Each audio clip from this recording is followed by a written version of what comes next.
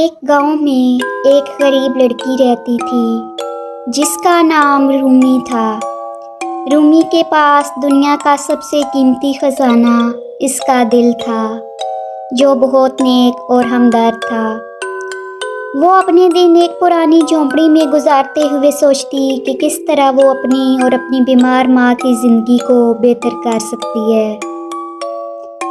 एक दिन रूमी जंगल में लकड़ियाँ चुन रही थी कि उसे एक खूबसूरत सफ़ेद कबूतर नज़र आया, जिसके परों पर हल्की सुनहरी चमक थी। कबूतर जख्मी था और कांप रहा था।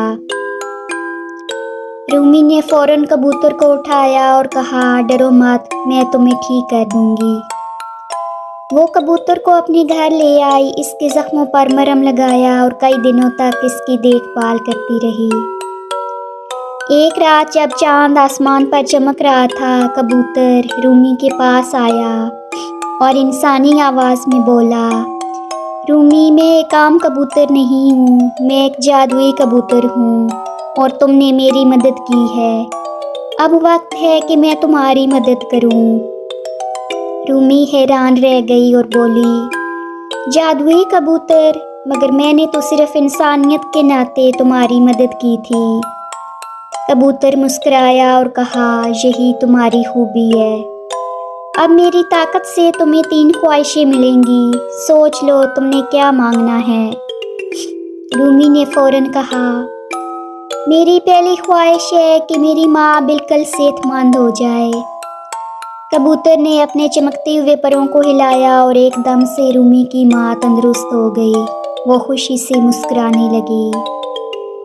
रूमी ने फिर कहा, मेरी दूसरी ख्वाहिश है कि हमारे पास एक खूबसूरत घर हो जहां हम आराम से रह सकें। कबूतर ने फिर अपने परों को झटका और इनकी पुरानी झोंपड़ी एक खूबसूरत छोटे महल में बदल गई। हर तरफ खुशबूदार फूल खिले थे और घर में हर सहूलत मौजूद थी। रूमी ने आखिरी ख्वाहिश करते हुए कहा, मेरी आखिरी ख्वाहिश ये है कि मेरे गांव के तमाम गरीब लोगों की मदद हो ताकि इनकी ज़िंदगी भी अच्छी हो जाए। कबूतर ने खुश होकर कहा, तुम वाकई एक नेक दिल लड़की हो, ये काम भी हो जाएगा। कबूतर ने जादू किया और पूरे गांव में खुशहाली आ गई। हर शख्स के पास खाने को काफ़ी था और सब खुश थे। कबूतर ने कहा, रूमी, अब मेरा वक़्त ख़त्म हो रहा है। तुमने अपनी ख्वाहिशात को खुद की बजाय दूसरों के लिए इस्तेमाल किया और यही तुम्हारी सबसे बड़ी ताकत है। रूमी ने शुक्रिया अदा करते हुए कहा, मैं तुम्हें कभी नहीं भूलूंगी। कबूतर ने आसमान की तरफ परवाज़ की और चांदनी में गुम हो गया। इस कहानी से हमें सबक मिलता है कि नेकी और दूसरों की मदद हमेशा खुशियों और इनामात का सबब बनती है। हम जितना दूसरों के लिए सोचेंगे, ज़िंदगी इतनी ही खूबसूरत और आसान हो जाएगी।